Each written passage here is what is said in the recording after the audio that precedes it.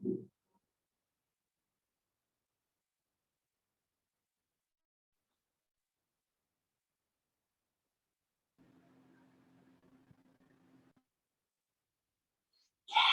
Afternoon बेटा। Good afternoon sir. Good afternoon. Good afternoon sir. Good afternoon. Good afternoon sir. Good afternoon बेटा।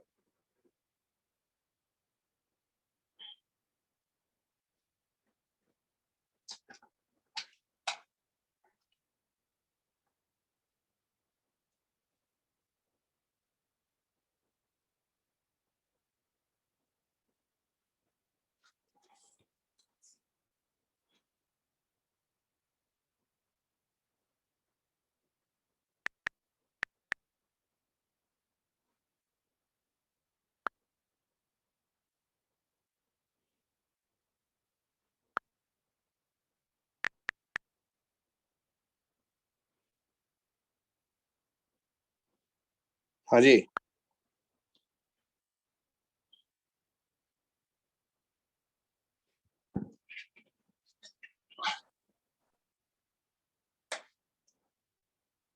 Good evening. Good evening. Good afternoon.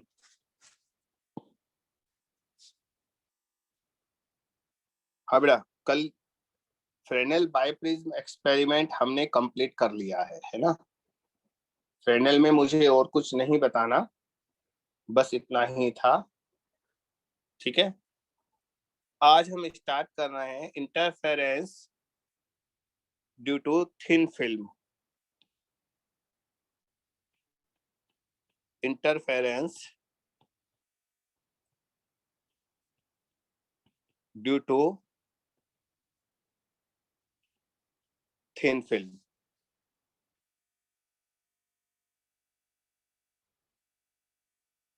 इसके दो part करेंगे हम। First part, interference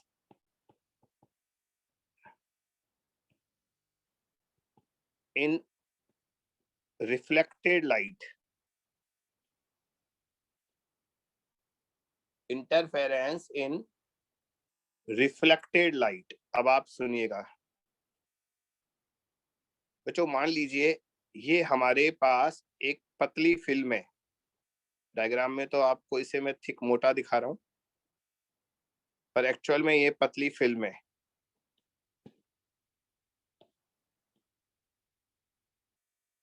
ठीक है, ऊपर से एक लाइट आ रही है,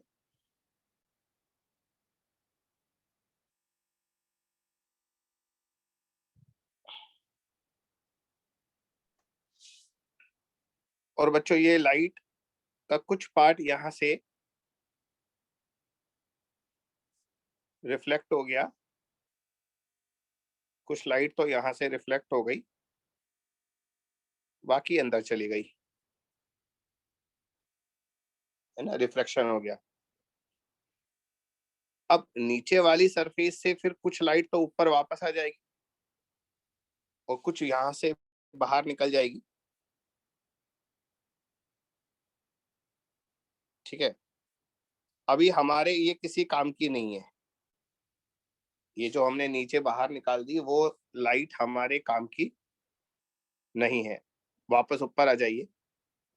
अब इसमें से कुछ लाइट जो रिफ्लेक्ट होकर ऊपर आ गई, फिर इसमें से कुछ लाइट तो बाहर निकल जाएगी इस तरह से, और बाकी लाइट अंदर चली जाएगी इस तरह से। तो बच्चों ये पार्शियल रिफ्लेक्शन और रिफ्रैक्शन चलता रहता है। आंशिक परावर्तन और आंशिक जो अपवर्तन है वो चलता रहता है। अब यहाँ पर ये जो लाइट बाहर निकली, परावर्तित, दोनों रिफ्लेक्टेड लाइट जो बाहर निकली, इन दोनों में इंटरफेरेंस होगा। इसको थोड़ा सा डायग्राम को नीचे कर देते हैं। तो बच्चों अब इन दोनों लाइट में इंटरफेरेंस होगा। यहां पर देखो, इनमें इंटरफेरेंस होगा क्योंकि ये दोनों कला संबद्ध तरंगे हो गई आयाम विभाजन विधि में बताया था ना आपको मैंने, ये एम्पलीट्यूड डिवीजन में बताया था। तो ये दोनों कला संबंध हो गई बच्चों। इन दोनों के मध्य जो कलांतर होता है उसका फार्मूला आपको याद रखना पड़ेगा, पथांतर सॉरी। तो इन दोनों के बीच में जो पाथ डिफरेंस होता है ना, path difference between two reflected light, reflected waves, ये पाथ डिफरेंस होता है 2 mu T cos R plus lambda by 2। अब बच्चों ये फार्मूला आपको याद करना पड़ेगा, 2 mu T cos R plus lambda by 2। यहाँ पर म्यू इस पतली फिल्म का, ये बेटा मैंने तो फिल्म काफी मोटी दिखाई है, एक्चुअल में पतली है। पतली फिल्म जो है इसकी थिकनेस है, डायग्राम में दिखा देता हूँ, ये देखो ये थिकनेस है।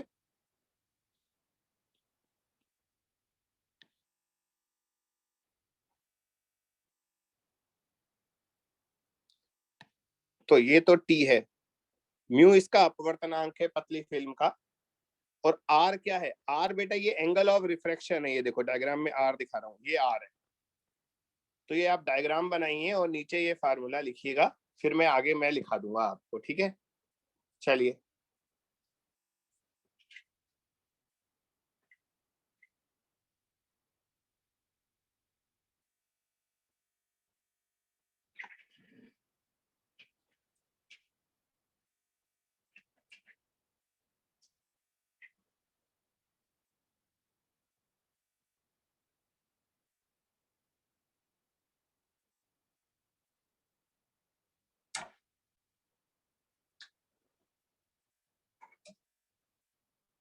Done sir.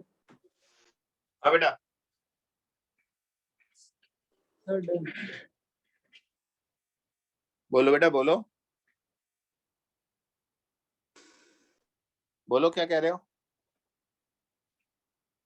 सर हो गया डन। अच्छा डन बोल रहे हो, ठीक है। तो डायग्राम में दिखा देना टी, और लिख भी देना टी फिल्म की थिकनेस है, फिल्म की मोटाई, म्यू अपवर्तनांक है, और आर अपवर्तन कोण है, एंगल ऑफ रिफ्लेक्शन। बच्चों अगर नॉर्मल इंसिडेंस या नॉर्मल व्यूइंग है, अगर हम बिल्कुल फिल्म को ऊपर से देख रहे हैं तो उसके लिए एंगल ऑफ इंसिडेंस आई और एंगल ऑफ रिफ्रैक्शन आर दोनों बहुत छोटे हो जाएंगे, है ना। फॉर नॉर्मल इंसिडेंस, नॉर्मल मतलब बेटा लंबवत। तो यदि प्रकाश इस फिल्म के लंबवत आपतित हो रहा है तो बच्चों आर को हम लगभग 0 डिग्री ले सकते हैं और कॉस आर 1 हो जाएगा। उस अवस्था में पथांतर जो होगा वो होगा 2 म्यू टी, कॉस आर 1 हो जाएगा प्लस लैम्बडा बाई 2। ध्यान रखिए क्वेश्चन में आपको 90% से ज्यादा क्वेश्चन में आर 0 डिग्री ही लेना है, वरना कैलकुलेशन बहुत टफ हो जाती है ये। तो लिख लेना फॉर नॉर्मल इंसिडेंस, हिंदी में क्या लिखोगे, लंबवत आपतन के लिए आर लगभग 0 डिग्री हो जाएगा और पथांतर जो है डेल्टा एक्स वो 2 म्यू टी कॉस आर हो जाएगा। अब बच्चों आप परावर्तित लाइट को देख रहे हो, जो लाइट परावर्तित होकर ऊपर आ रही है आप उसको देख रहे हो। तो बच्चों इस लाइट को देखने के बाद सतह आपको चमकीली दिखाई देगी या काली दिखाई देगी, ये डिपेंड करता है ये जो पाथ डिफरेंस है, पथांतर है, वो कितना है। तो अब इसके 2 पार्ट कर लेते हैं। If surface appear bright, if surface appear bright, यदि सतह चमकीली दिखाई देती है तो बेटा हमारा जो पथांतर है वो या तो जीरो आना चाहिए। जीरो तो संभव नहीं है क्योंकि प्लस लैम्बडा बाई 2 कम से कम उसमें होना ही चाहिए, तो 0 छोड़ देता हूं। तो डेल्टा एक्स या तो लैम्बडा होना चाहिए या 2 लैम्बडा या 3 लैम्बडा। तो हम इसे डायरेक्ट लिख देते हैं डेल्टा एक्स जो है वो 2n+1 लैम्बडा बाई 2 होना चाहिए। ओ सॉरी सॉरी सॉरी सॉरी बच्चों, ये मैं गलत बोल गया, सॉरी, n लैम्बडा होना चाहिए। डेल्टा एक्स कितना होना चाहिए? n लैम्बडा, है ना। लैम्बडा 2 लैम्बडा 3 लैम्बडा होगा तभी तो सरफेस हमें चमकीली दिखाई देगी। तो बच्चों इसका मतलब 2 mu T plus lambda by 2 n lambda हो गया। तो 2 म्यू टी बराबर हो गया, लैम्बडा बाई 2 को इधर ले जाओ तो यह हो जाएगा 2n-1 लैम्बडा बाई 2। तो बच्चों अगर हमें सरफेस चमकीली दिखाई देती है तो उसकी ये शर्त आ गई। बच्चों इधर है ना, लैम्बडा बाई 2 देखकर है ना, ये मत सोच लेना ये सतह काली दिखाई देती है उसके लिए, क्योंकि लैम्बडा बाई 2 देखकर हम विनाशी व्यतिकरण समझ लेते हैं, लेकिन एक्चुअल में ये n लैम्बडा से ही आया है। ठीक है, लिख लो इसको, इसको लिख लो बेटा। सर जो उसमें आर होगा वो हमेशा ही 0 रहेगा कि लाइक बेटा गिवन में भी हमेशा होगा? जीरो नहीं, हमेशा जीरो रहता नहीं है। जब नॉर्मल इंसिडेंस होता है तभी जीरो लेना है। लेकिन मैंने क्या कहा, ये हमारा एक्सपीरियंस है, हमने देखा है 90% से ज्यादा जो क्वेश्चंस आते हैं ना उसमें वो आर को 0 डिग्री ही लेता है। मतलब अगर कुछ भी नहीं दे तो आप भी 0 ले लेना क्वेश्चन में, ये कहना चाह रहा हूं मैं। होने को तो आर कुछ भी हो सकता है, 30 डिग्री 60 डिग्री कुछ भी हो सकता है, पर 90% से ज्यादा क्वेश्चंस में आर को वो 0 डिग्री ही लेता है। मतलब सर नॉर्मल इंसिडेंस ऐसा बोलना चाहिए, लिखने का जरूरत नहीं पड़ेगा, मतलब क्वेश्चन में नहीं होगा। देख एक बहुत सीधी सी बात है जतिंदर, अगर क्वेश्चन में कुछ भी वैल्यू नहीं है तो बता हम क्या लेंगे, फिर तो 0 लेना ही 0 पड़ेगा ही ना। लेना पड़ेगा। बस तो हिंट समझ जाया करो। या तो अगर आपको आर वो दे दे 30 डिग्री दे दे तो बात अलग है, फिर तो हमें 30 लेना पड़ेगा। लेकिन अगर वो कुछ भी नहीं दे तो हमें 0 लेना पड़ेगा बेटा, बस ये कहना चाह रहा हूँ, है ना। वैसे क्वेश्चन में लिख देता है कि लंबवत आपतन है, सर परपेंडिकुलर वही वही इंसिडेंस, बोल रहा था, वो गिवन हिंट रहेगा ना देता है, कुछ। हिंट देता है, हिंट देता है, हिंट देता है, कुछ ना कुछ लिखता है वो। सर ये ब्राइट बस के लिए है ना, डार्क के लिए, डार्क के नहीं लिए बेटा अलग है? अभी लिखूंगा, हाँ नीचे लिखूंगा, अभी सेकंड अभी बाकी है। इसको ऐसा करते हैं, ए लिख देते हैं, ए और बी अब लिखेंगे। लिख रहा हूं, if surface appear bright, sorry dark, अगर आपको सतह काली दिखाई देती है तो आपको पथांतर जो है वो 2n+1 लैम्बडा बाई 2 लेना पड़ेगा, या तो लैम्बडा बाई 2 या 3 लैम्बडा बाई 2 या 5 लैम्बडा बाई 2 ये लेना पड़ेगा। और 2 mu T plus lambda by 2 को जब 2n+1 लैम्बडा बाई 2 के बराबर करोगे तो एक लैम्बडा बाई 2 कट जाएगा और ये आएगा 2 म्यू टी बराबर n लैम्बडा। बच्चों जो इसका अंतिम रिजल्ट है ना वो कंफ्यूजिंग है, थोड़ा ध्यान से काम करना। कंफ्यूजिंग क्या है, जब मैंने ऊपर लिखा था सरफेस ब्राइट नजर आ रहा है तो बेटा इसका इसमें यहाँ लैम्बडा बाई 2 आ रहा था, और जब मैंने ऊपर लिखा सरफेस डार्क नजर आ रहा है तो यहाँ पर मैं n लैम्बडा लिख रहा हूँ। तो बच्चों कंफ्यूजिंग होता है लेकिन एक्चुअल में गलत कुछ भी नहीं है। हमने वास्तव में पथांतर तो n लैम्बडा ही लिया था ब्राइट के लिए और 2n+1 लैम्बडा बाई 2 लिया है डार्क के लिए, तो गलती हमने कुछ भी नहीं की है ना। यही तो चीजें हैं बेटा जो एग्जाम में हमें बचा लेती हैं, थोड़ा ध्यान रखेंगे तो।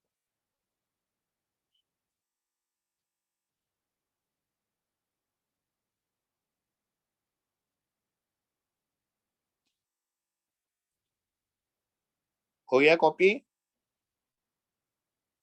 Yes, sir. Yes sir. हाँ तो बच्चों अभी हम लोग नंबर 1 पढ़ रहे थे, इंटरफेरेंस इन रिफ्लेक्टेड लाइट।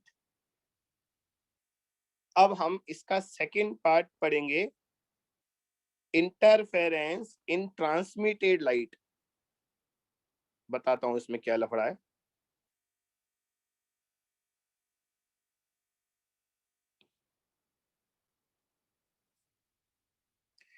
तो सेकंड पार्ट लिखो,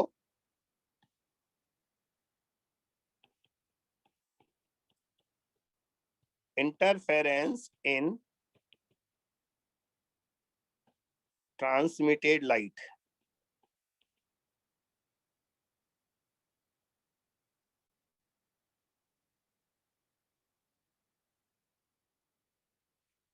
बच्चों इस बार हमें ऊपर जाने वाली लाइट से कोई मतलब नहीं है, इस बार हम ट्रांसमिटेड लाइट यानी कि हिंदी में तो मैंने बोला ही नहीं,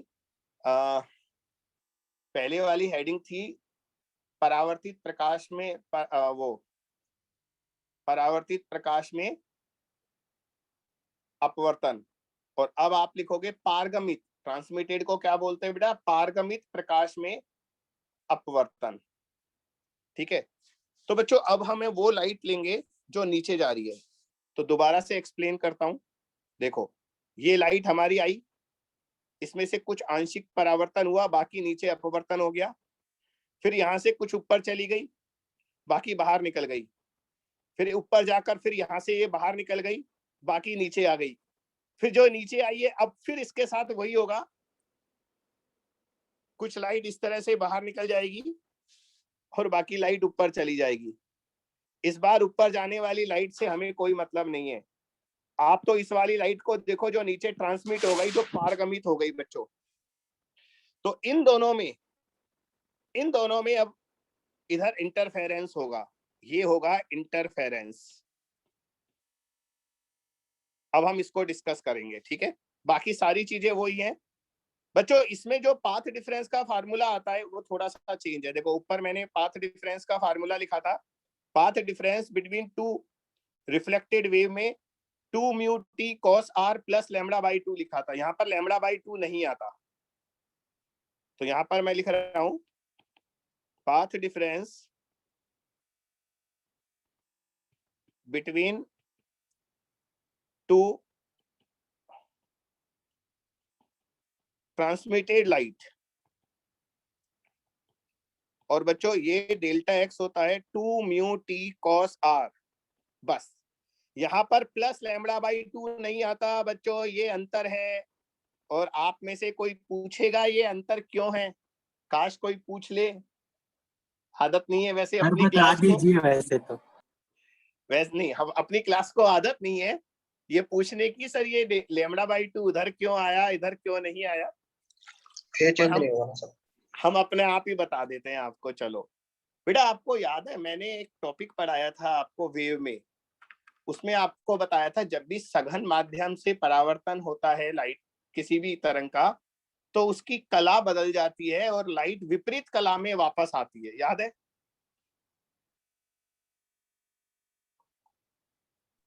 जी सर। हाँ, और मैंने आपको ये बोला भी था कि ये वाला टॉपिक हमारे वेव ऑप्टिक्स में काम आएगा। तो बच्चों वो यही वाली बात है, दरअसल जो परावर्तित प्रकाश था ना बेटा, रिफ्लेक्टेड लाइट था, उसका फेज चेंज हो गया था और फेज अपोजिट हो गया, यानी कि प्लस पाई हो गया, और पाई फेज डिफरेंस जो होता है वो लैम्बडा बाई 2 पाथ डिफरेंस के इक्विवेलेंट होता है। पाई कलांतर लैम्बडा बाई 2 पथांतर के बराबर होता है, इसलिए यहाँ पर प्लस लैम्बडा बाई 2 एक्स्ट्रा आया था, क्योंकि ऊपर लाइट रिफ्लेक्टेड लाइट थी, ये ट्रांसमिटेड लाइट है, इसमें कोई कलांतर नहीं उत्पन्न होता, इसलिए यहाँ पर प्लस लैम्बडा बाई 2 नहीं आया। तो बच्चों ये बात पता होनी चाहिए। अब इसका पहला केस बच्चों, अगर आपको नीचे से देखने पर सरफेस चमकीली नजर आती है, सरफेस अपीयर ब्राइट, तो बच्चों डेल्टा एक्स कितना होना चाहिए, एन लैम्बडा के बराबर।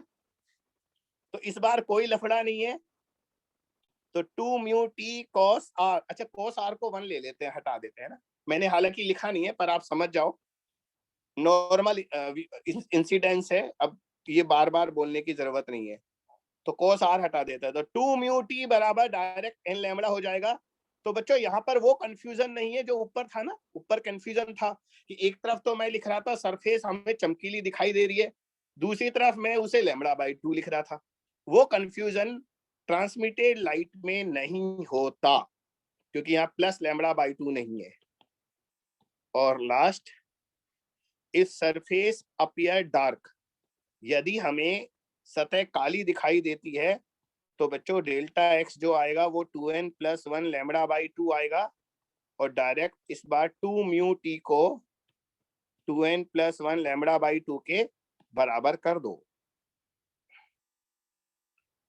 तो बच्चों ये 4 कंडीशन आपके सामने है, 2 रिफ्लेक्टेड लाइट की फार्मूले थे और 2 ट्रांसमिटेड के। तो यहाँ से इसको भी कॉपी कर लो, फिर इसमें क्वेश्चन देते हैं हम आपको, और क्वेश्चन देकर फिर बच्चों हमारा रिफ्लेक्ट इंटरफेरेंस पूरा खत्म हो जाएगा, फिर हम लोग डिफ्रैक्शन स्टार्ट कर देंगे।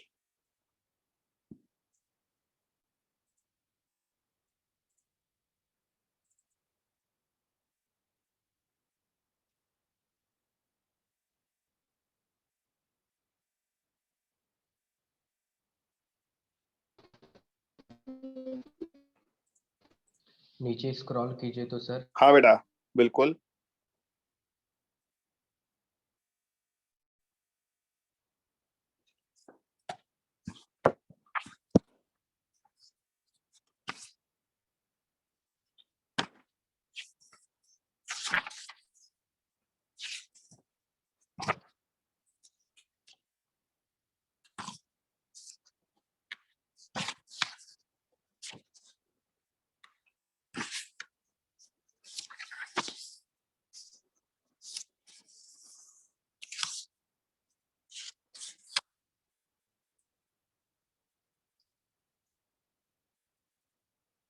Hello sir.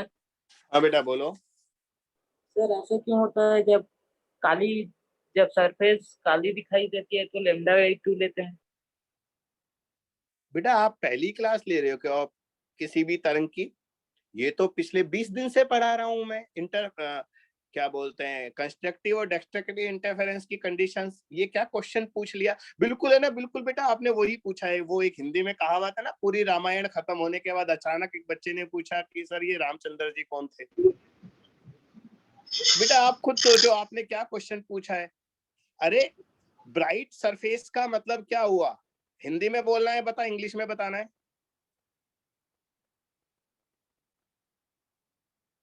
कहाँ गया? Hello sir. बेटा हिंदी में बताऊं इंग्लिश में बताऊं? हिंदी में। हाँ, तो जब सतह चमकीली दिखाई देगी तो बेटा चमकीली का मतलब कौन सा व्यतिकरण है? संपोषी।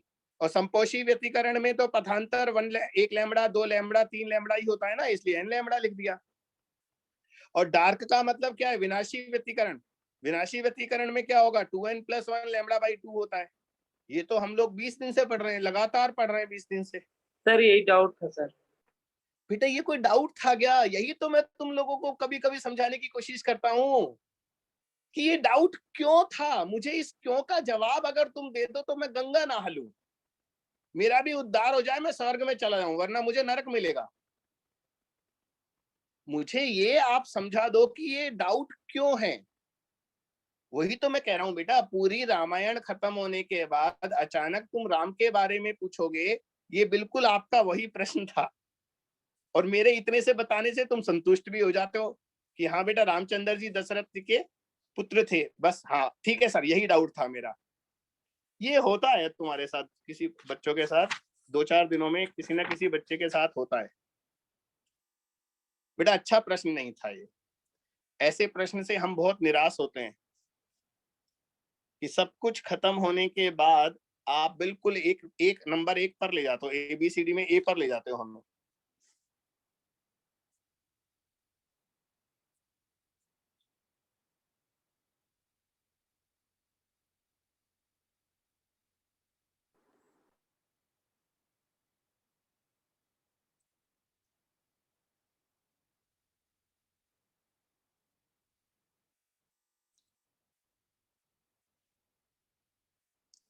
बस एक क्वेश्चन बाकी है कि जब मैं सिलेबस खत्म करूंगा तो उस दिन कोई बच्चा ये जरूर पूछ ले कि सर कौन सा सब्जेक्ट पढ़ाया था आपने। बस यही एक प्रश्न बाकी रह गया। चलो अब आपको इसमें मैं क्वेश्चन देता हूं, वो क्वेश्चन करेंगे हम।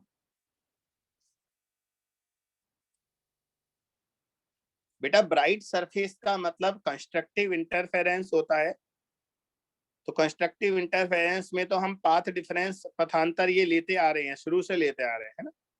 डार्क का मतलब विनाशी व्यतिकरण, डिस्ट्रक्टिव इंटरफेरेंस होता है, उसमें पाथ डिफरेंस हम ये शुरू से लेते आ रहे हैं। आज कुछ भी मैंने अलग नहीं किया बेटा, कुछ भी अलग नहीं किया। अलग तो बस यही था ये आपको ध्यान देना है कि जो रिफ्लेक्टेड लाइट है उसमें ये λ/2 अतिरिक्त पथांतर आता है, क्योंकि ये रिफ्लेक्शन, ये परावर्तन सघन माध्यम से हुआ है बस। और यहाँ पर वो λ/2 नहीं आया, क्योंकि पारगमित ट्रांसमिटेड लाइट में वो एक्स्ट्रा पाथ डिफरेंस नहीं आता। बस ये अंतर है, बाकी कोई चीज मैंने नई नहीं ली, सब पुरानी चीजें हैं। क्वेश्चन लिखिए बच्चों, पूरी लैंग्वेज लिखकर तो क्या करोगे, डेटा लिख लो। एक 6000 एंगस्ट्रॉम का प्रकाश है जो पतली फिल्म पर आपतित है, लंबवत आपतित है। उसका म्यू 1.5 है बेटा। अब देखो यहां पर मैं आपको दे रहा हूं, एंगल ऑफ रिफ्रैक्शन आपको दिया हुआ है 60 डिग्री, ठीक है। तो जैसे इसमें अपने आप दे दिया जतिंदर, उसने खुद ने दे दिया एंगल ऑफ रिफ्रैक्शन 60 है, तो अब आपको 60 लेना पड़ेगा, अब आप इसको 1 नहीं ले सकते।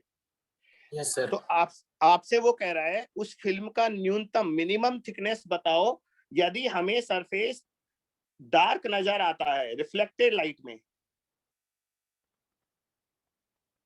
पूरा अगर तुमको लग रहा है तो मैं पूरा भी लिखा दूं, रिफ्लेक्टेड लाइट में हमें सरफेस डार्क नजर आता है, तो बताइए फिल्म का न्यूनतम मोटाई कितनी है, मिनिमम थिकनेस। बच्चों कुछ भी नहीं है, अब सिर्फ आपको ये देखना है आप 4 में से कौन सा फार्मूला काम में लोगे, बस। इसके अलावा तो कुछ है ही नहीं ना, सारी वैल्यू तो दे दी।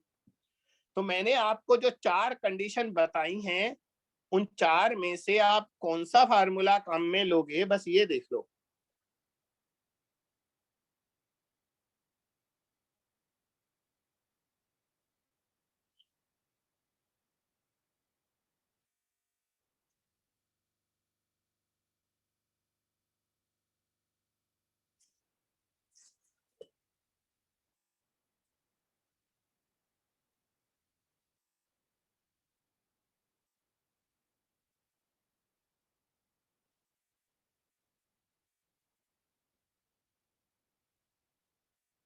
बेटा निराश नहीं करना, जवाब जरूर देना।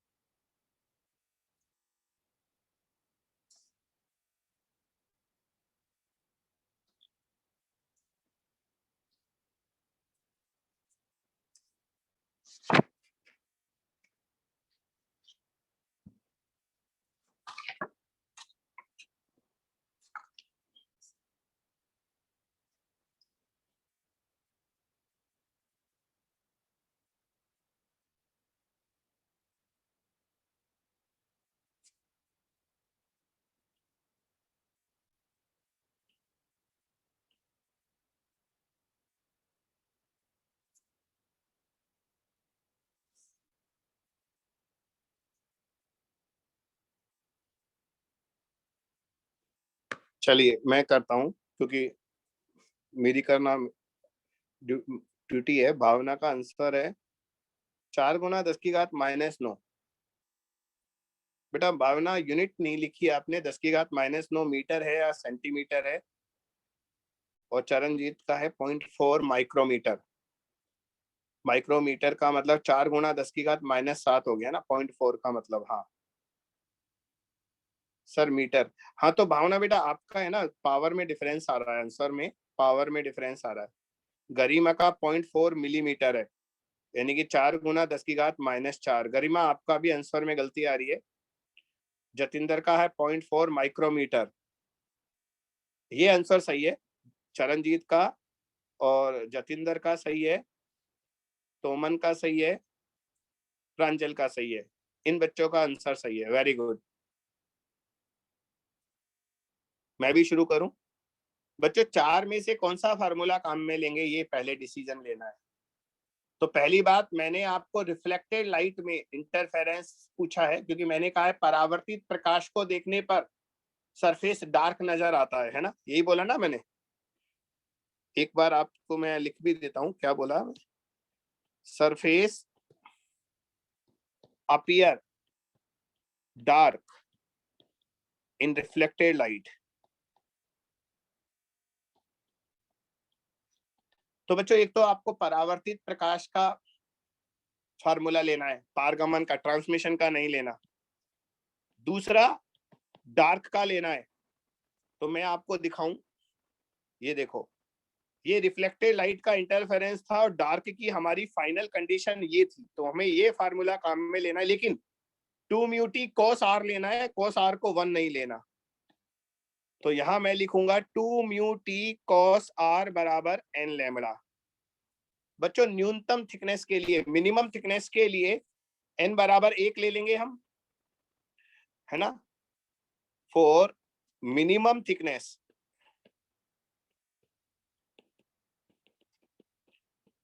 न्यूनतम मोटाई के लिए n 1 ले लेंगे। 2 या 3 या 4 लूंगा तो फिर न्यूनतम नहीं आएगा ना बेटा। तो हमारा 2 म्यू टी cos r बराबर लैम्बडा हो जाएगा।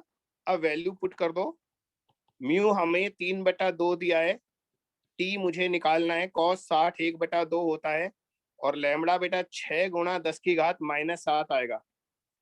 तो यहाँ 2 से 2 कट गया, तो थिकनेस आ जाएगा 6 दूनी 12, 12/3 4। तो बेटा कैलकुलेशन तो बड़ी आसान थी ये।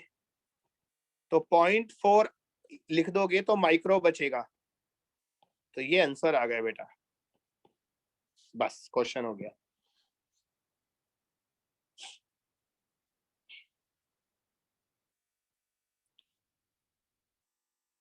सर अगर थिकनेस मैक्सिमम पूछ सकता है क्या इसमें? नहीं बेटा, मैक्सिमम की कोई लिमिट नहीं होती ना बेटा, न्यूनतम, मिनिमम की तो लिमिट होती है। आप एक मिनिमम से कम थिकनेस नहीं ले सकते, लेकिन मैक्सिमम की कोई लिमिट नहीं होती ना, इसलिए। Yes sir. अच्छा वो कॉपी नहीं किया होगा अभी आपने, वापस ले आता हूँ।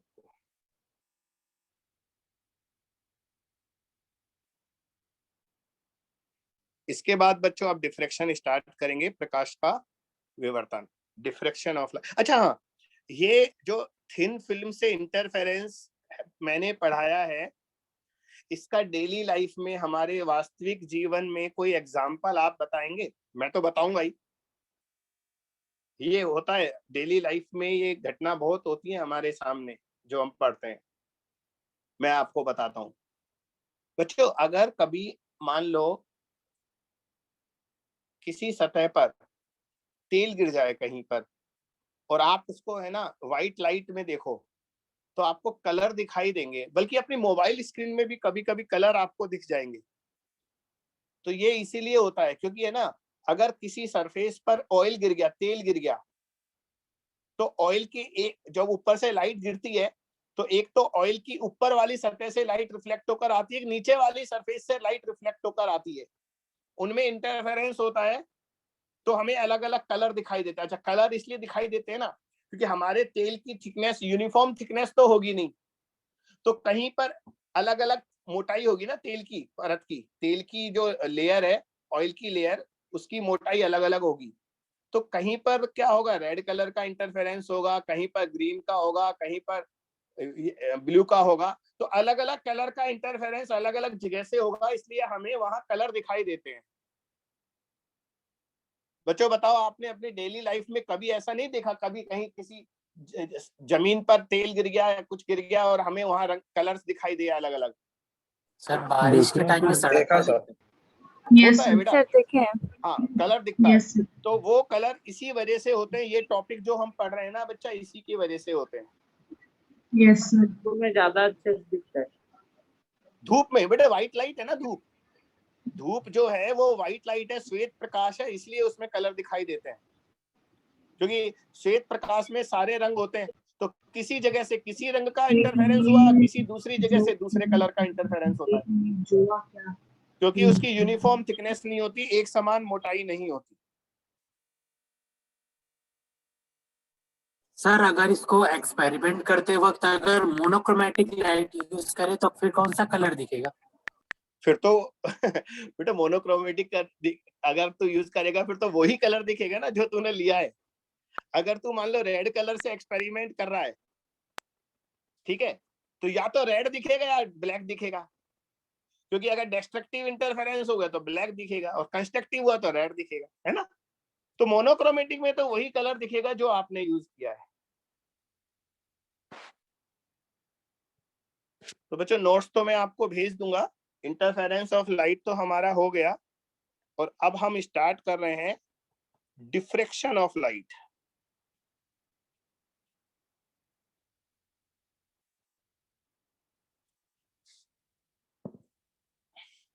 डेली लाइफ में डिफ्रैक्शन यानी कि विवर्तन की घटना कौन सी होती है बताओ? डेली लाइफ में विवर्तन क्या होता है, कोई बताएगा? विवर्तन किसे कहते हैं? Spread of light after striking an sharp obstacle is called बेटा दो लोग ना बोलो, एक बच्ची ने बोला था, एक लड़की ने। बेटा वो स्टूडेंट दोबारा बोले, मैं अच्छे से नहीं सुन पाया आपको। प्रकाश तरंग का किसी भी तीक्ष्ण धार अरे ये लड़की है क्या? अरे इसकी आवाज तो लड़के जैसी लग रही है मुझे। सर लड़का हूँ सर। लड़का है, लेकिन मैंने तो ये बोला था, अभी एक लड़की ने बोला, पहले वो बोले, तू बोल गया तो मुझे लगा तू लड़की होगा, आवाज लड़के जैसी लग रही होगी। बेटा वो एक बच्ची ने बोला था ना, हाँ बेटा वो दोबारा बोल दे। Sir, bending of light around corner. ये वाली आवाज तो नहीं थी उस समय। चलो अब गरिमा एक मिनट रुक जाओ बेटा, मैं बेटा उसकी बात सुनना चाहता हूँ ना, मैंने सुन नहीं पाया था उस समय।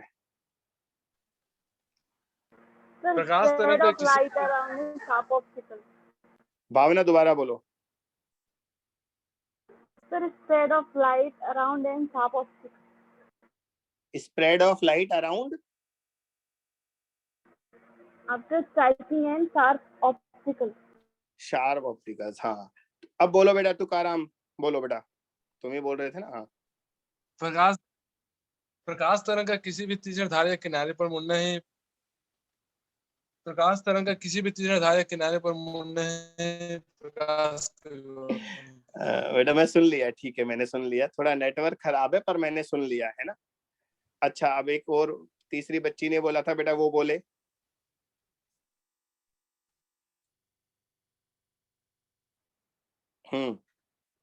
अब चुप हो गए हैं। Bending of light around corner of a small obstacle. Very good, Yes. Very good, शाबाश। नहीं अच्छा बोला, आप तीनों ने सही बोला, गलत किसी ने नहीं बोला। बेटा क्या होता है, जो ये वेव तरंग होती है ना, इसका एक गुण और होता है, अगर ये किसी अवरोध से, किसी ऑब्स्टिकल से टकरा जाती है, सेम मीडियम है, मीडियम नहीं बदलना, माध्यम हमें नहीं बदलना। अगर मान लो किसी अवरोध से टकरा जाती है और उस अवरोध का आकार, साइज ऑफ ऑब्स्टिकल जो है वो अगर तरंग दैर्घ्य उस वेवलेंथ के ऑर्डर का है, तो क्या होगा, वो वेव जो है उस अवरोध से टकराने के बाद, उसके किनारे से टकराने के बाद बेंड हो जाती है, मुड़ जाती है। तो बेंडिंग ऑफ लाइट और बेंडिंग ऑफ वेव है ना, at the sharp corner of any obstacle, किसी अवरोध के किनारे से टकराकर तरंग का मुड़ जाना एक ही माध्यम में, बच्चों माध्यम नहीं बदलना, मीडियम चेंज नहीं करना, एक ही माध्यम में, ये कहलाता है प्रकाश का, क्या कहलाता है, विवर्तन या तरंग का विवर्तन। बच्चों एक बात बताइए, जैसे मान लो हम किसी जगह बोलते हैं, मान लो मैं किसी कमरे में अंदर बैठकर बोल रहा हूँ, बात कर रहा हूँ या पढ़ा रहा हूँ आपको, तो हमारी आवाज तो घूम घाम कर दूसरी जगह चली जाती है ना। तो वो क्यों चली जाती है? क्योंकि है ना प्रकाश का जो विवर्तन है, सॉरी प्रकाश का नहीं, जो साउंड का यानी कि ध्वनि का जो विवर्तन है वो बड़ी आसानी से हो जाता है, क्योंकि ध्वनि की जो तरंग दैर्घ्य है ना बेटा, साउंड की वेवलेंथ वो काफी ज्यादा होती है। अच्छा साउंड की वेवलेंथ किस ऑर्डर की होती है, कितनी होती है लगभग बताओ? साउंड की जो वेवलेंथ होती है, ध्वनि की तरंग दैर्घ्य, वो कितनी होती है लगभग?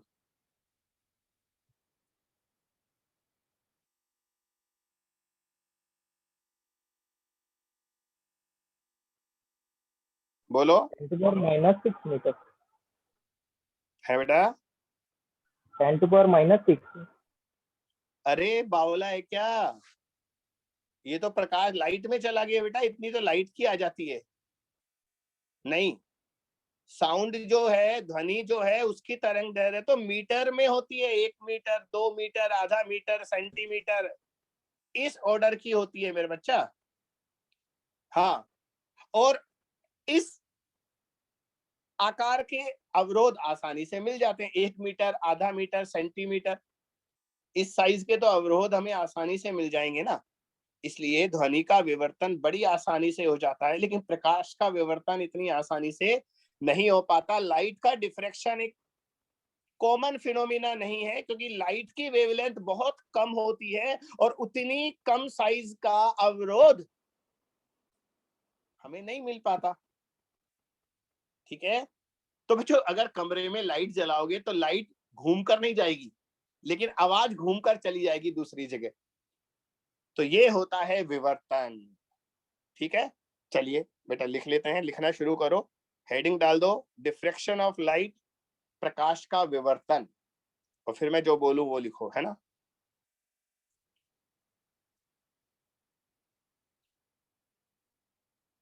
प्रकाश का विवर्तन लिखो, देखो, bending of wave around the corners of N obstacle, bending of wave around the corners of N obstacle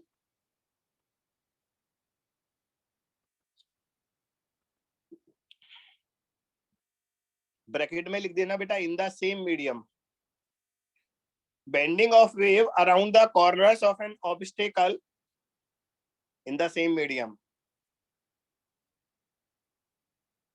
is called diffraction. Hindi में लिखो, किसी अवरोध के किनारे से टकराकर तरंग का मुड़ना, किसी अवरोध के किनारे से टकराकर तरंग का मुड़ना, ब्रैकेट में लिख दो बेटा, समान माध्यम में विवर्तन कहलाता है ना। अवरोध के किनारे से टकराकर तरंग का मुड़ना विवर्तन कहलाता है समान माध्यम में। मीडियम चेंज नहीं होना चाहिए बेटा, मीडियम चेंज होगा तो वो क्या हो जाएगा, रिफ्रैक्शन हो जाएगा, अपवर्तन हो जाएगा, विवर्तन नहीं। हाँ, तो एक ही माध्यम में अवरोध के किनारे से टकराकर मुड़ना, तरंग का मुड़ना, ये विवर्तन कहलाता है। अब अगली लाइन में लिखो वो कंडीशन, देखो, विवर्तन के लिए का आकार तरंग दैर्ध्य की कोटि का होना चाहिए। विवर्तन के लिए अवरोध का आकार तरंग दैर्ध्य की कोटि का होना चाहिए। इंग्लिश में लिखो बेटा, size of the obstacle should have order of the wavelength of wave. Size of the obstacle should have order of the wavelength of wave.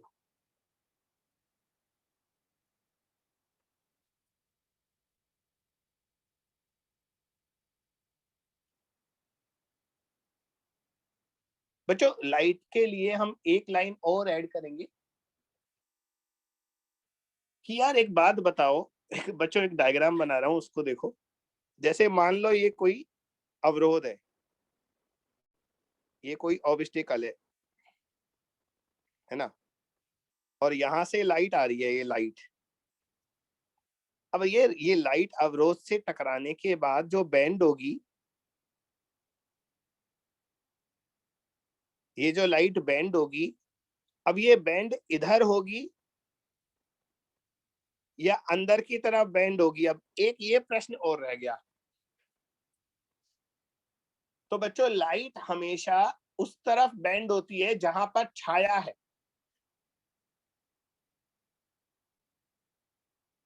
कौन ठीक है छाया? ना, छाया छाया छाया, शेडो, शैडो वाला? हाँ, तू क्या समझ रहा था, किसी लड़की का नाम है? हाँ सर लगा। नालायक, शेडो। तो बच्चों ये लाइट जो बेंड होगी ना, वो उस तरफ जाएगी जिधर शेडो बन रहा है। तो हमें पता है शेडो तो अंदर की तरफ बनेगा, क्योंकि अवरोध पूरा है, लाइट को रोक लेगा। तो ये लाइन और ऐड कर लो, लिखो,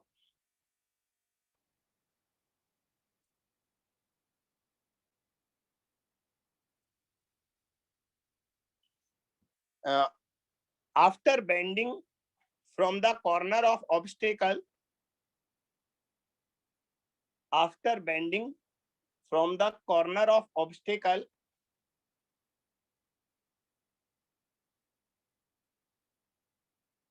light enters into the geometrical shadow.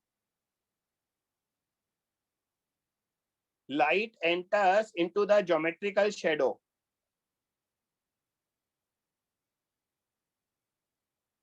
Hindi में लिख लो बेटा, अवरोध के किनारे से टकराकर मुड़ने के बाद प्रकाश, अवरोध के किनारे से टकराकर मुड़ने के बाद प्रकाश, ज्योमेट्रिकल शैडो को हिंदी में क्या बोलेंगे? ज्यामितीय छाया। ज्यामितीय छाया में प्रवेश करता है। प्रकाश ज्यामितीय छाया में प्रवेश करता है। ऐसा क्यों सर? उधर ही क्यों जाता है? ओ तेरी, फिर गड़बड़, गलत क्वेश्चन पूछ लिया। अरे मेरा बच्चा नेचुरल फिनोमिना है, ये तो लाइट ही बताएगी उधर क्यों गई। हाँ, हम लोग तो ऑब्जर्व कर रहे हैं ना बेटा। हाँ, ये इसका कारण नहीं पता किसी को भी। बस बेटा हम लोग तो जो नेचुरल फिनोमिना होते हैं ना उसे ऑब्जर्व करते हैं। जैसे हम ये कहते हैं जब भी कोई लाइट सघन विरल माध्यम से सघन माध्यम में जाती है, मैं अपवर्तन की बात कर रहा हूं, तो लाइट जो है वो अभिलंब की तरफ मुड़ती है। जब लाइट रेयरर मीडियम से डेंसर मीडियम में जाती है तो नॉर्मल की तरफ बेंड होती है। हालांकि इसके कारण हम बना लेते हैं, पर नेचुरल फिनोमिना है। इसका कारण बताने के लिए वेव फ्रंट थ्योरी से हम बता सकते हैं। तो उसी तरह यहाँ पर ये नेचुरल फिनोमिना है। हालांकि इसकी बहुत पता है, डिफ्रैक्शन में एक और होता है, दो तरह के डिफ्रैक्शन होते हैं। एक फ्रेनेल डिफ्रैक्शन होता है, दूसरा फ्रॉनहोफर। फ्रेनेल डिफ्रैक्शन में और ज्यादा डिटेल होती है, वो हमारे सिलेबस में कहीं भी नहीं है, ना तो हमारे 12th क्लास के सिलेबस में है और ना ही किसी भी कॉम्पिटिटिव एग्जाम में नहीं है वो फ्रेनेल डिफ्रैक्शन। हम लोगों के वक्त था बेटा, हमने पढ़ा है वो 12th में 20, 25, 30 साल पहले। तो अब वो सब चीजें नहीं है। चलिए आगे बढ़ते हैं। तो बच्चों अब यहाँ पर एक हेडिंग लिख लेते हैं, Fraunhofer diffraction due to single slit. Fraunhofer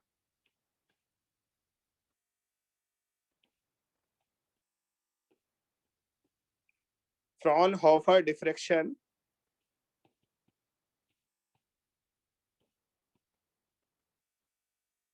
due to single slit.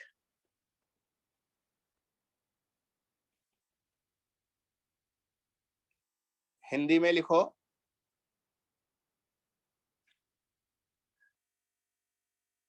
क्या बोलेंगे सिंगल स्लिट को? एकाकी स्लिट है, एकाकी क्या बोलेंगे बेटा? थोड़ी मदद करो यार आप मेरी यहाँ पर।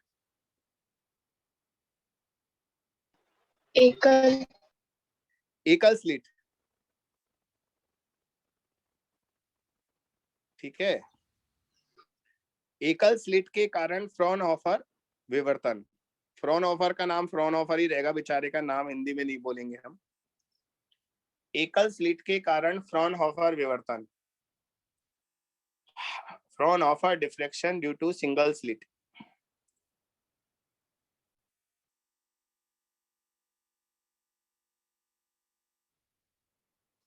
तो बच्चों यहाँ पर भी मैं आपको डायरेक्ट रिजल्ट लिखाऊंगा, ज्यादा डिटेल में तो फिर बहुत ज्यादा गड़बड़ हो जाएगी, बहुत ज्यादा, और आप लोग कंफ्यूज भी हो जाओगे। तो मैं पहले समझा दूं, ये एक सिंगल स्लिट है बेटा।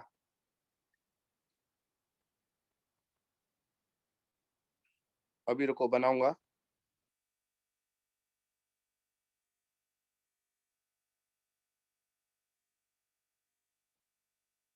यहाँ से यहाँ तक एक सिंगल स्लिट है बच्चों। डायग्राम में मैं आपको बहुत चौड़ी स्लिट दिखा रहा हूँ, जबकि वास्तव में ये स्लिट जो है बहुत ही सकड़ी होती है, 0.1 मिलीमीटर और उससे भी कम ये विड्थ होती है। डायग्राम में मैंने बहुत बड़ी दिखा दी, वरना डायग्राम बनता ही नहीं ढंग सा अच्छे से।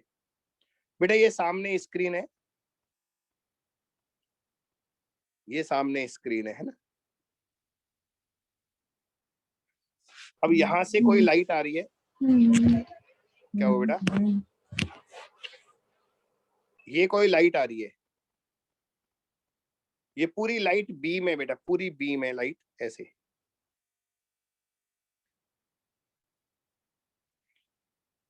इस तरह से लाइट आ रही है। तो ये लाइट जब इस स्लिट से पास होगी तो बच्चों वैसे तो हम देखते हैं जितना स्लिट से लाइट पास हो रही है सामने उतनी ही लाइट दिखाई देनी चाहिए, बस स्लिट के बराबर का साइज का हमें लाइट दिखाई देना चाहिए, बाकी तो ऊपर नीचे लाइट रुक ही जाएगी ना, सिर्फ स्लिट से ही तो लाइट बाहर निकलेगी। परंतु ऐसा नहीं होता, यहाँ पर बच्चों एक सेंटर में बहुत बड़ा स्पॉट बनता है और उसके बाद इंटरफेरेंस की तरह, इंटरफेरेंस यानी कि व्यतिकरण की तरह चमकीली और काली फ्रिंजेस मिलती हैं। तो ये घटना बड़ी अजीब सी घटना है बच्चों। एक बार मैं फिर बता रहा हूं, यहां पर इंटरफेरेंस की तरह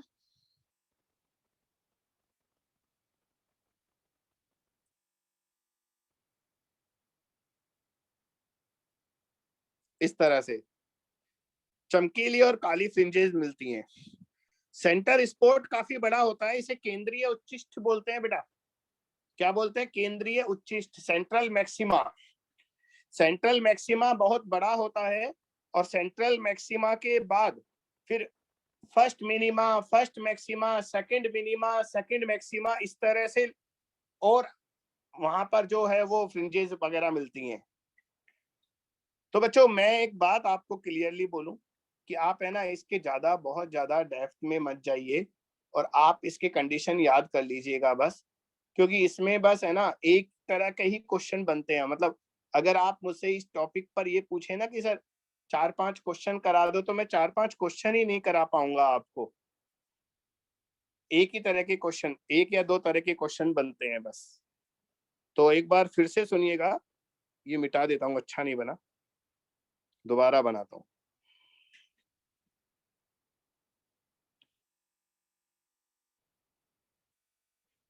ये सेंटर हो जाएगा,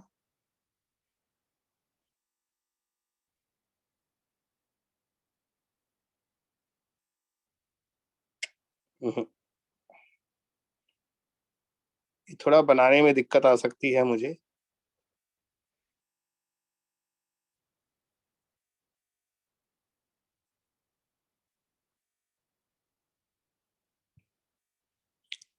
इस तरह से, बस इतना ही काफी है। तो बच्चों यहां से शुरू हुआ ये सेंट्रल मैक्सिमा और यहां तक सेंट्रल मैक्सिमा है, ठीक है।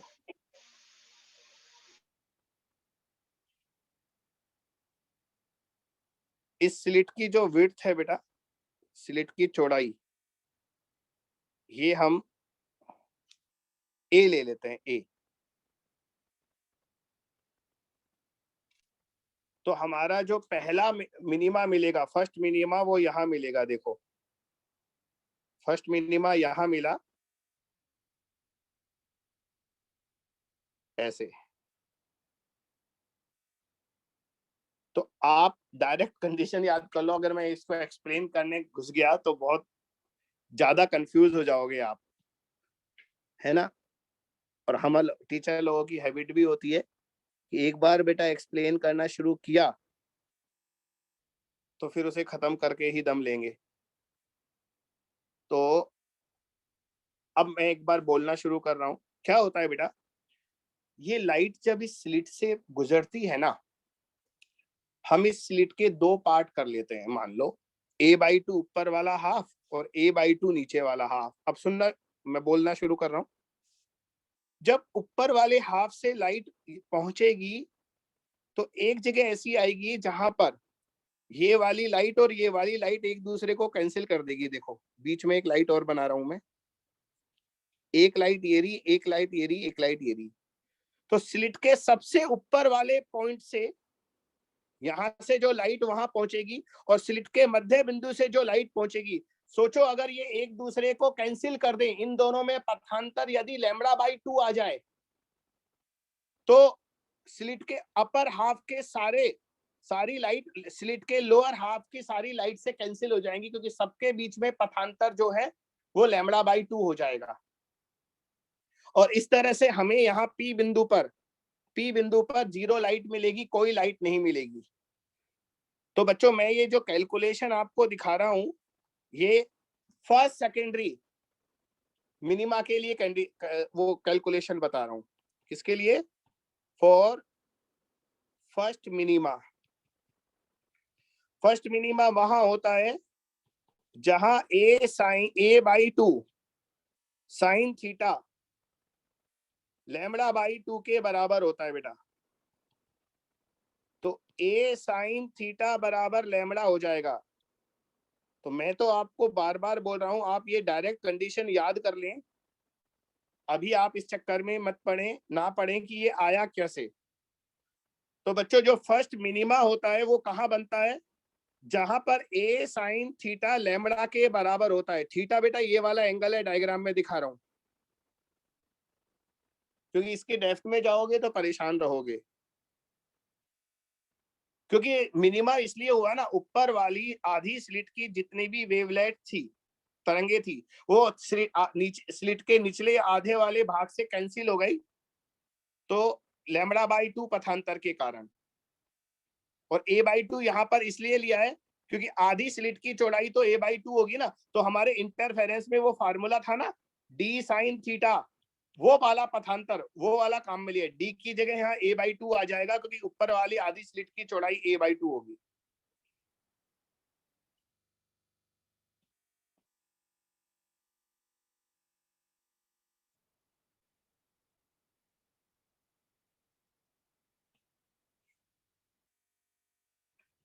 और बच्चों अगर इसी तरह हम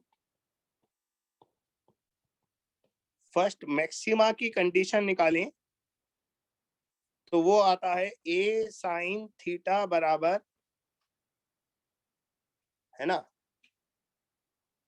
a साइन थीटा बराबर 3 λ/2। वेरी गुड, आपको याद था। यस इसमें क्या करते हैं, स्लिट को 3 पार्ट में डिवाइड करते हैं बेटा। तो लेफ्ट साइड में a/3 साइन थीटा आता है और उसे λ/2 के बराबर करते हैं तो 3 λ/2 आता है।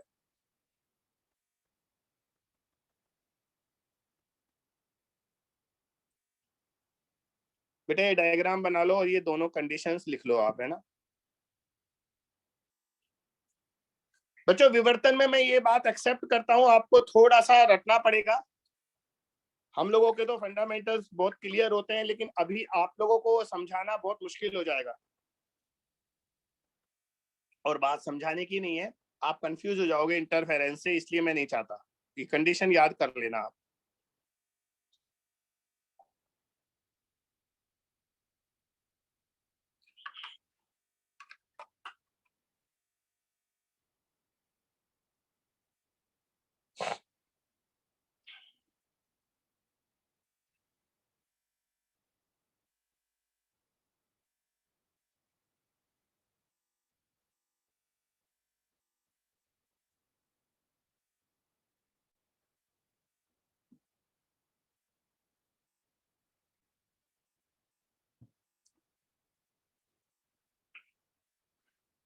तो बच्चों एक बार फिर से बोल दूं, जब स्लिट से लाइट पास होती है तो सामने पर्दे पर सेंटर में एक बड़ा स्पॉट आता है, उसे हम सेंट्रल मैक्सिमा कहते हैं।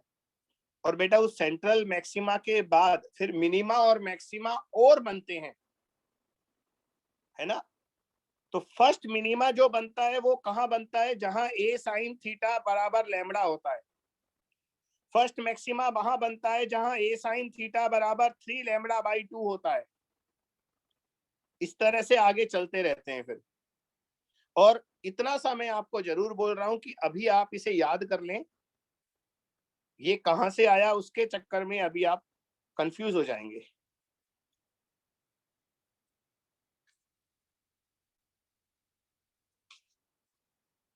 एक इसमें ये पूछता है, सेंट्रल मैक्सिमा जो है ना बेटा, केंद्रीय उच्चिष्ट, उसकी चौड़ाई कितनी है। देखो ना, केंद्रीय उच्चिष्ठ यहाँ से लेकर यहाँ तक है, यहाँ से लेकर यहाँ तक, तो इसकी चौड़ाई लिखो। लिखो विड्थ ऑफ सेंट्रल मैक्सिमा,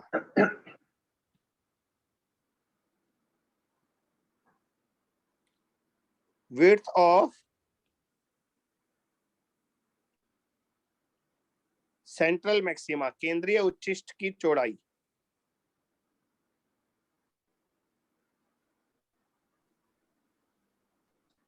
बच्चों इसकी दो तरह से विड्थ लिखते हैं, एक तो रेखीय चौड़ाई और एक कोणीय चौड़ाई। लीनियर विड्थ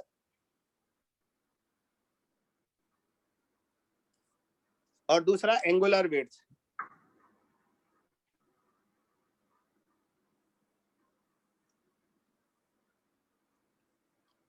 तो बच्चों जो इसकी कोणीय चौड़ाई होगी वो तो आप देखो, थीटा ऊपर है थीटा नीचे है, तो कोणीय चौड़ाई तो 2 थीटा हो जाएगी, है ना। ऊपर वाले मिनिमम से नीचे वाले मिनिमम तक लेना है आपको, और 2 थीटा कैलकुलेट करने पर कितना आएगा बेटा। फर्स्ट मिनिमा की कंडीशन है ए साइन थीटा बराबर लैम्बडा, साइन थीटा बराबर लैम्बडा बाई ए आएगा, और थीटा आएगा साइन इनवर्स लैम्बडा बाई ए। तो बच्चों सेंट्रल मैक्सिमा की एंगुलर विड्थ का फार्मूला ये आपके सामने आ गया। हाँ, अगर हम ये कहते हैं कि यार लैम्बडा जो है वो ए से बहुत छोटा है, यदि लैम्बडा बेटा ए से काफी छोटा होना तो लैम्बडा बाई ए की वैल्यू बहुत कम आएगी, और उस कंडीशन में हम साइन थीटा को थीटा मान सकते हैं। तो फिर एंगुलर विड्थ जो है वो 2 लैम्बडा बाई ए हो जाएगा बस। साइन हटा सकते हैं बेटा, अगर थीटा बहुत छोटा हो तो हम साइन हटा सकते हैं। तो एंगुलर विड्थ आएगा 2 लैम्बडा बाई ए, रेडियन में आएगा, ये ध्यान रखना। अब लीनियर विड्थ, रेखीय चौड़ाई। बेटा कोण को दूरी में बदलना तो आसान है ना, कोण बराबर चाप बटा त्रिज्या होता है। तो यदि हमारा ये पूरा का पूरा डिस्टेंस रेखीय चौड़ाई है, डब्लू मान लेते हैं इसको डब्लू, तो हमारा 2 थीटा एंगल बराबर आर्क, लेंथ ऑफ आर्क चाप बटा त्रिज्या, और ये दूरी कैपिटल डी होती है ना। त्रिज्या ये दूरी बन जाएगी, ये दूरी कैपिटल डी होती है। अच्छा इसको लिखा नहीं मैंने, मैं लिख देता हूं। ये वाला जो डिस्टेंस होता है ना बेटा, ये कैपिटल डी होता है, पहले भी कैपिटल डी हुआ करता था यहाँ भी। तो 2 थीटा डब्लू बाय डी हो गया, तो डब्लू बराबर 2 थीटा इंटू डी हो गया। तो लीनियर विड्थ क्या हो गया, डब्लू बराबर 2 थीटा कोण इंटू त्रिज्या डी। दोबारा लिख देता हूं नीचे, डब्लू आएगा 2 थीटा इंटू डी, और थीटा ऊपर से ले लो 2 थीटा, तो आएगा 2 lambda capital D upon small A. तो बच्चों ये लीनियर विड्थ का फार्मूला आ गया आपके पास, रेखीय चौड़ाई, सेंट्रल मैक्सिमा की रेखीय चौड़ाई का फार्मूला आ गया। इसी पर सबसे ज्यादा क्वेश्चन पूछता है वो।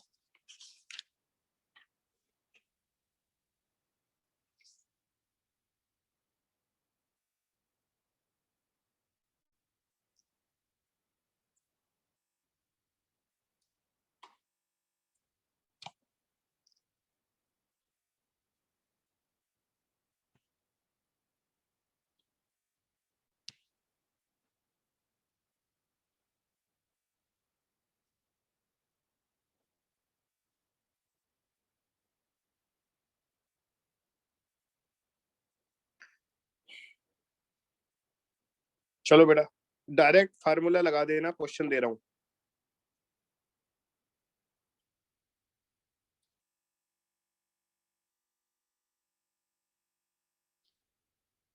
हाँ बेटा, in a single slit diffraction, lambda हम जो काम में ले रहे हैं वो ले रहे हैं 5000 एंगस्ट्रॉम। हमारी स्लिट की विड्थ जो है वो है 0.1 मिलीमीटर। बच्चों सिंगल स्लिट डिफ्रैक्शन में लैम्बडा 5000 है, स्लिट की चौड़ाई 0.1 mm है। अगर कैपिटल डी 2 मीटर हो तो मुझे बताइए विड्थ ऑफ सेंट्रल मैक्सिमा कितना आएगा। अब मैं क्या करूं, सीधे फार्मूला पुट करना है, फार्मूले में वैल्यू पुट करनी है आपको, तो ये काम तो कर ही दो यार आप। विड्थ ऑफ सेंट्रल मैक्सिमा बताना है, बाकी सारी वैल्यू आपको दे दी।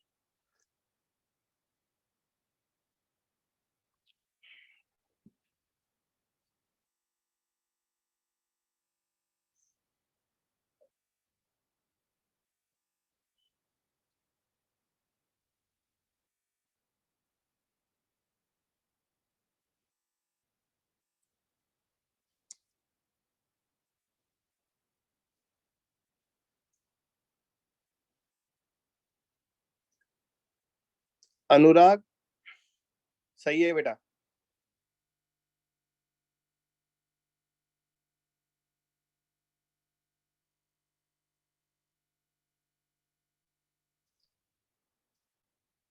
मुकेश, करीमा, प्रियंका, साक्षी, सही है बेटा, सभी का सही है। ये गलत हो गया पल्लवी बेटा, आपका गलत हो गया, 0.2 मीटर नहीं आएगा, 0.02 मीटर आएगा बेटा। राहुल का सही है, हाँ जतेंद्र का सही है बेटा। विड्थ ऑफ सेंट्रल मैक्सिमा होगा, पता है विवर्तन में जब मैं पढ़ाता हूँ ना तो मुझे खुद को पहली बार ऐसा फील होता है कि हाँ मैंने रटाया है कुछ। हालांकि हमारे अंदर तो बिल्कुल एकदम है ना पिक्चर बनी हुई है, पर आप लोगों को समझाना थोड़ा मुश्किल है, और ऊपर से ऑनलाइन में और थोड़ा सा दिक्कत है। तो बच्चों W जो आएगा वो आएगा 2 lambda capital D upon small a।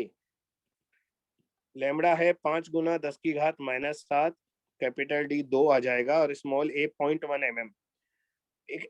mm 10 की घात -3 होता है, 0.1 आएगा 10 की घात -4 हो जाएगा। 5 दूनी 10, 10 दूनी 20, तो यह आ गया 2 गुना 10 की घात -7 और -4 -3 बचा, -3 में से 5 दूने 10 आएगा -2, तो 2 सेंटीमीटर आ गया बेटा। हाँ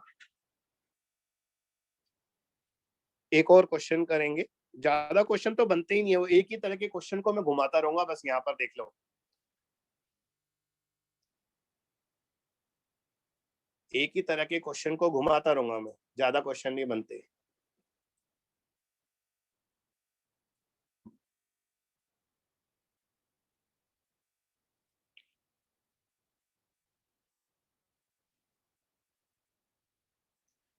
बच्चों सिंगल स्लिट एक्सपेरिमेंट में हमारा जो लैम्बडा है इस बार वो 4000 है। नैनोमीटर में लिख दूं यार, हमेशा एंगस्ट्रॉम में लिखता हूँ, इस बार नैनोमीटर में लिख देता हूँ, 400 नैनोमीटर। और वो कह रहा है हमारा जो फर्स्ट मिनिमा बनता है ना वो 30 डिग्री पर बनता है। ढंग से सुनना ये question, this is first minima.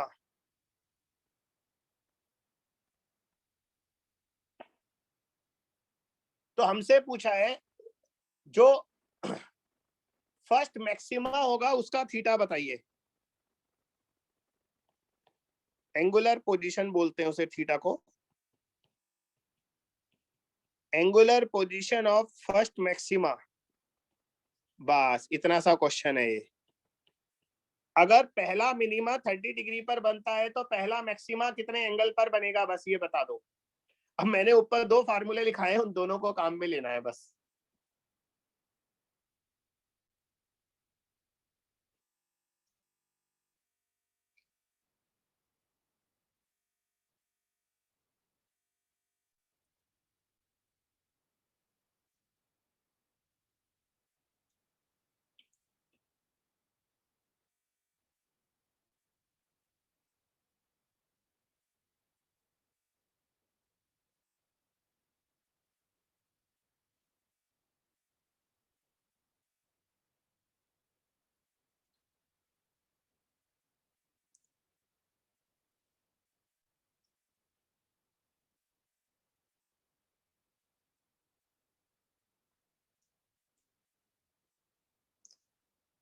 बेटा ये साइन इनवर्स में आंसर आ सकता है, आएगा इसमें, है ना,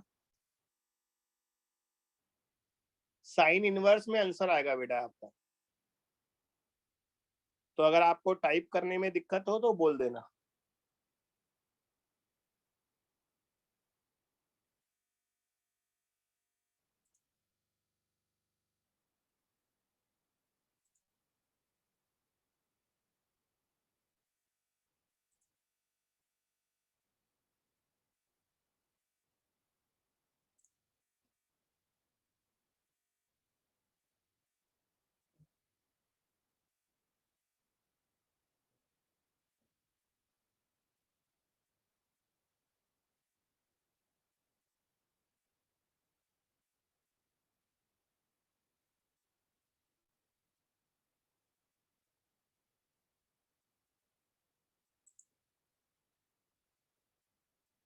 साइन इनवर्स 3/4। Sine inverse 3/4।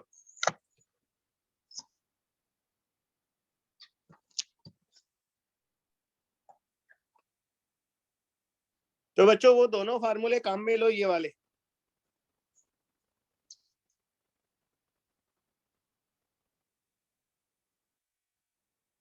बस इन दोनों से हो जाएगा। मैं शुरू करता हूं, इधर देखो बेटा, ये फर्स्ट मिनिमा जो होता है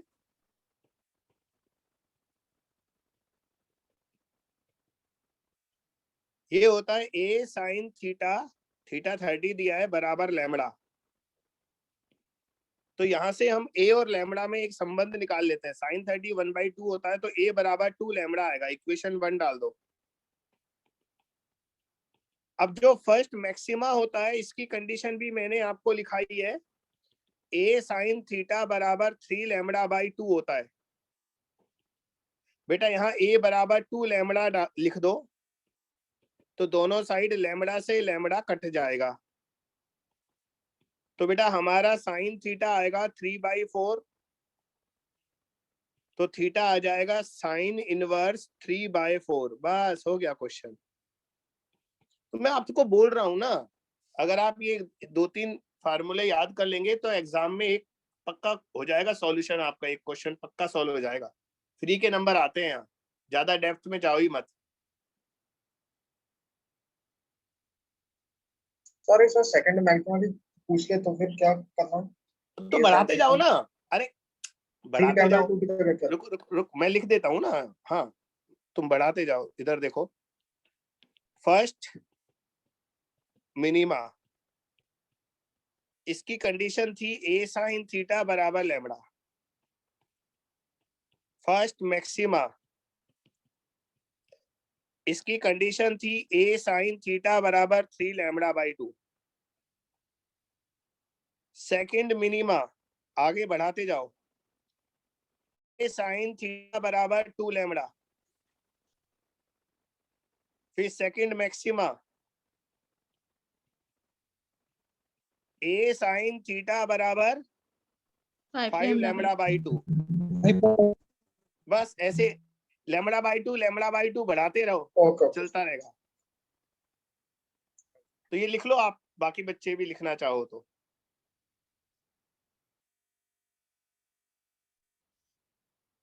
बच्चों एग्जाम में नंबर लाने हैं, बस एक ही अपना टारगेट है।